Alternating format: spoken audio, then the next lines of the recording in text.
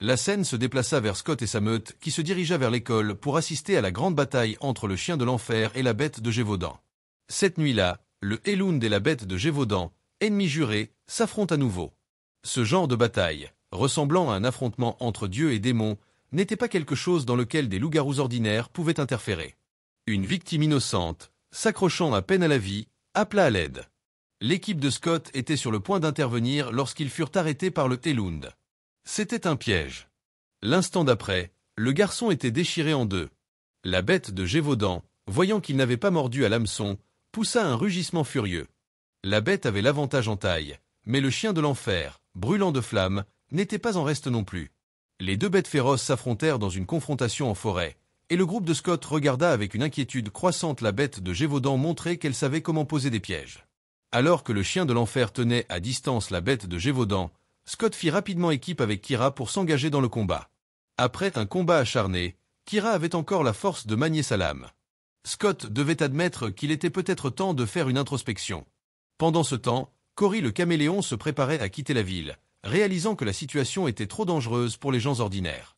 Même avec des super-pouvoirs, la survie était une lutte constante. Le vétérinaire, dans un moment de confession sincère, a réussi à convaincre Cory de rester. Après leur échange émotionnel, le vétérinaire a eu une révélation soudaine. Chaque fois que la bête de Gévaudan apparaissait près d'une source de transmission de signal, peut-être que les Dread Doctors utilisaient des signaux à haute fréquence pour la diriger.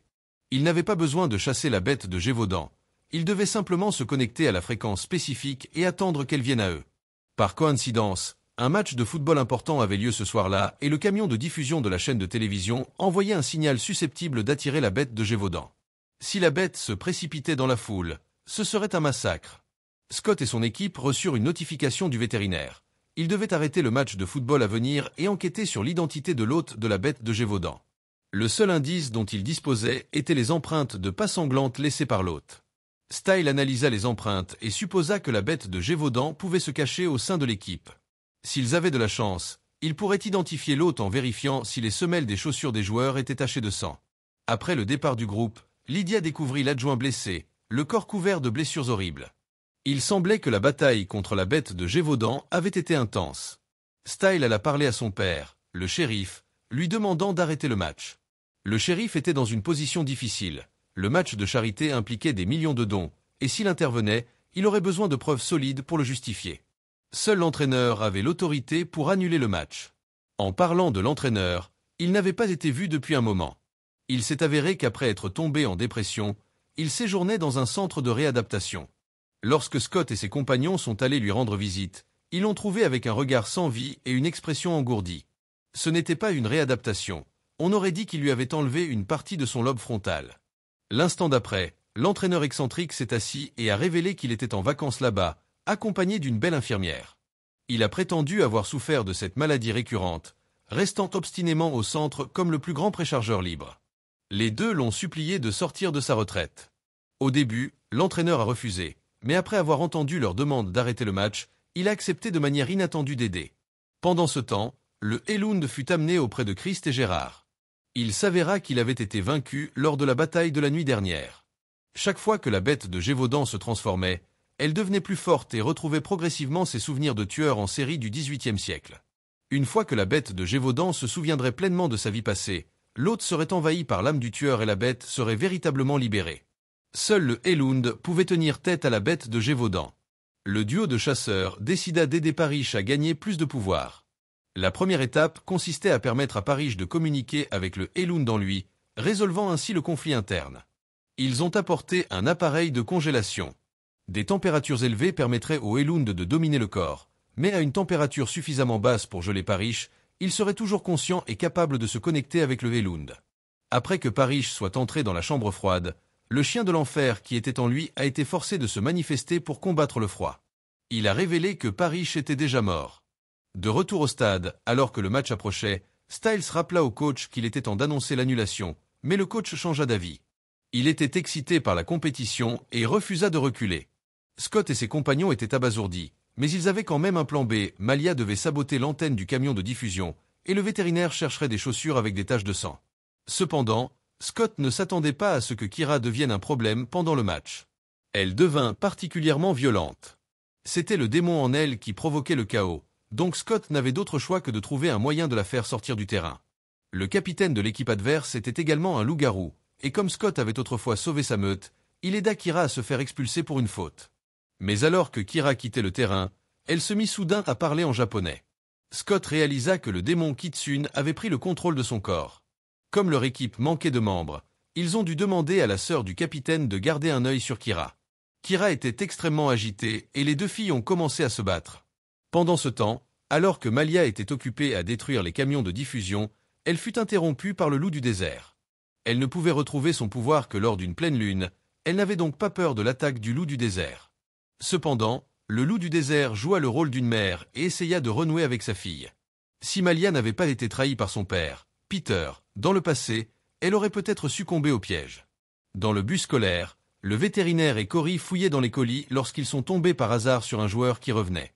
Cory a utilisé son pouvoir de caméléon, se rendant lui-même et le vétérinaire invisible, un pouvoir dont beaucoup d'hommes rêveraient. Dans les vestiaires, la jeune fille loup-garou n'était pas de taille face à la forme démoniaque de Kira. Heureusement, Scott arriva juste à temps pour réveiller Kira. Pendant ce temps, Lydia était avec l'adjoint alors que le Elund commençait à se souvenir de son passé. Il s'avéra qu'il était mort à la naissance, et que c'était l'esprit du Elund qui lui avait donné la chance de revenir à la vie à plusieurs reprises. Il avait été attiré par la ville à cause de l'activation du Niton. Avec cette révélation, l'adjoint s'est libéré du dispositif de congélation. Il comprenait enfin son passé et la responsabilité qu'il portait. Si le Elund partait, qui résisterait à la bête de Gévaudan? Pendant ce temps, Malia avait finalement échappé au loup du désert. Elle avait détruit le dernier camion de diffusion, mais cela n'avait attiré que la bête de Gévaudan. Le danger n'avait pas encore été perçu. Liam, utilisant sa vision de loup-garou, vit que le rugissement de la bête de Gévaudan venait de la direction du bus scolaire. Le vétérinaire était toujours dans le bus, alors Liam se précipita immédiatement pour l'affronter. Comparé au courage féroce de Liam, les actions de Scott semblaient un peu insuffisantes. Lorsque la bête de Gévaudan a poursuivi un élève dans le couloir, le premier instinct de Scott a été de verrouiller la porte. Ce n'est qu'après le passage de la bête qu'il a ouvert la porte avec précaution pour vérifier. Les marques de griffes sur le mur lui ont fait froid dans le dos. Pour mieux vous faire comprendre la vraie origine de la bête de Gévaudan revenant aux années de 1770 au XVIIIe siècle, pendant la guerre entre l'Angleterre et la France pour les territoires coloniaux. Une nuit pluvieuse, 2 soldats français en fuite se réfugient dans une ferme, mais la femme qui se trouve à l'intérieur les exhorte à partir immédiatement. Elle les avertit que non seulement les soldats britanniques, mais aussi des forces obscures se cachent à proximité. Les forces britanniques encerclent bientôt la ferme, mais soudain, un monstre sauvage attaque. Une petite escouade de soldats est anéantie en un instant. À l'intérieur de la maison, les 2 soldats français et la fermière ont disparu, laissant derrière eux une lettre d'un soldat français nommé Sébastien à sa sœur, Marie, qui est une chasseuse expérimentée. Dans la lettre, il lui dit de venir s'occuper du monstre. Avance rapide jusqu'à aujourd'hui. Le Elund, maintenant réveillé, réalisa qu'il n'était pas seulement un annonciateur de la mort, mais aussi son créateur. Il décida donc de quitter la ville. Le père et le fils des chasseurs dirent à la succube Lydia quelle était la clé pour arrêter Jadon. Lydia n'en croyait pas ses yeux, mais les chasseurs révélèrent l'histoire de la fille de Jadon, la légendaire chasseuse Marie, dans la France du XVIIIe siècle. La ville était régulièrement attaquée par une bête féroce. Certains disaient qu'il s'agissait d'un loup géant, d'autres d'un démon. Le roi envoya une équipe de chasse pour s'en occuper, mais tout le groupe fut anéanti. Marie écouta les différentes rumeurs sans intérêt jusqu'à ce que le retour d'un homme attire son attention. Son frère aîné Sébastien et son camarade Marcel étaient revenus. Au cours de la fête, un homme fit irruption dans la taverne avec un enfant dans les bras, une nouvelle victime de la bête. Il s'appelait Henri. En tant que chasseur le plus fort de la ville, Marie s'était juré d'éliminer la créature. Cependant, son frère lui fit part d'une information troublante. La bête pourrait être un loup-garou, et il lui conseilla de ne pas prendre de risques. Marie rejeta l'idée, la jugeant absurde. Elle chassait tous les animaux de la forêt, même ceux qui ne rôdaient que la nuit. Mais Sébastien et Marcel avaient été témoins de la véritable terreur du loup-garou. À une époque où les armes lourdes n'existaient pas, les loups-garous étaient pratiquement invincibles. Ce soir-là, Marie mena un groupe dans la forêt pour chasser la bête. Elle l'imagina comme un monstre de 3 mètres de haut aux yeux brillants, l'un des loups-garous les plus terrifiants. La plupart des membres de son équipe furent massacrés, mais elle fut sauvée par Henri, qui lança de la poudre noire qui créa une barrière protectrice, forçant la bête à battre en retraite. Après cette bataille, Marie était convaincue que les loups-garous existaient. Pendant ce temps, de nos jours, la bête de Gévaudan ressuscitée faisait des ravages à l'école. Liam était gravement blessé, et Scott faisait de son mieux pour protéger les survivants. En combattant Gévaudan, Lydia, sentant le danger pour ses compagnons, voulut aller les aider, mais le vieil homme l'en empêcha. Il lui suggéra d'écouter d'abord la suite de l'histoire. Lydia hésita, mais décida finalement de rester. C'était grâce au sorbier de la maison d'Henri qu'il n'avait pas été tué par un loup-garou. Henri avait passé la majeure partie de sa vie à rechercher des moyens de se protéger, mais Marie ne voulait pas apprendre à survivre à une attaque de loup-garou. Elle voulait savoir comment en tuer un. Ensemble, avec les connaissances techniques d'Henri et les compétences de combat de Marie, ils ont uni leurs forces pour découvrir l'identité du loup-garou.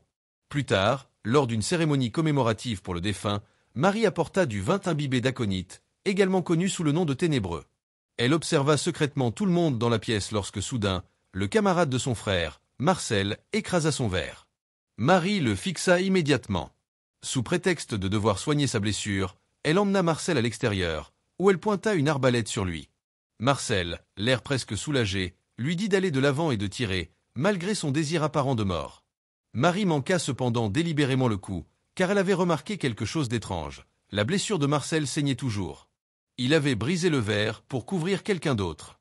La seule personne qui se sentait mal après avoir bu le vin était Sébastien, dont les yeux étaient devenus bleus.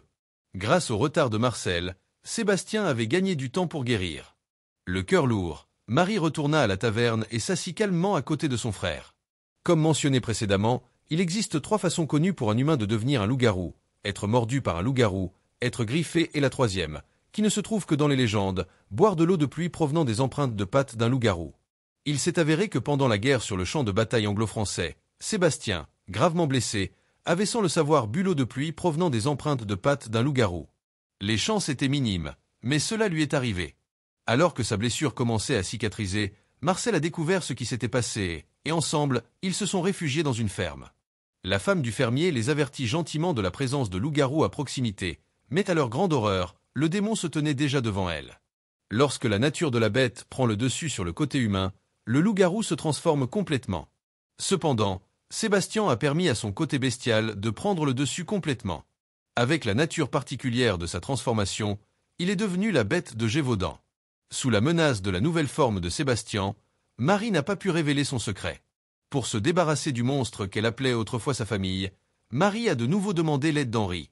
Ensemble, ils ont forgé l'arme ultime, une lance en argent fabriquée la nuit de la pleine lune, combinant de la poudre de rowan, de l'aconite et le sang de Marie. De retour dans le présent, Scott a finalement tenu tête à Gévaudan, lui faisant face. Même si c'était compliqué, c'était un combat courageux et viril. Liam a également rejoint la bataille, sautant haut et déclenchant un coup de poing écrasant sur la tête de Gévaudan.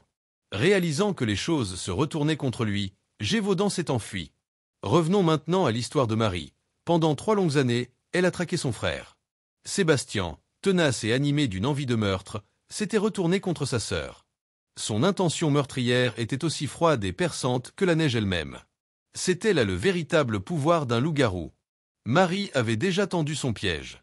D'une glissade habile, elle récupéra la lance d'argent qu'elle avait enfouie dans la neige. Se retournant, elle frappa avec précision et transperça Sébastien. L'oubli sélectif est une punition, une façon d'effacer toute trace de l'existence d'une personne. Au fil d'une génération, la bête de Gévaudan a été oubliée par l'histoire. Alors que Marie devenait une chasseuse légendaire en France, elle épousa Henri, adoptant son nom de famille, et leurs descendants devinrent Gérard et Chris. De retour à l'école, Scott et Liam suivirent l'odeur de Gévaudan jusqu'au parking, où ils trouvèrent une paire de chaussures tachées de sang à l'intérieur d'une voiture. Le propriétaire de ces chaussures était l'hôte de Gévaudan. Juste à ce moment, Mason sortit de l'ombre, révélant qu'il était l'hôte de Gévaudan. Personne ne l'avait soupçonné. Il s'était caché à la vue de tous depuis le début, se mêlant à l'équipe de Scott. Voyant la suspicion dans leurs yeux, Mason fut confus, car lui et le Gévaudan en lui n'avaient aucune conscience de la présence de l'autre. Juste à ce moment-là, le caméléon qu'aurait apparu, utilisant ses capacités pour faire disparaître Mason.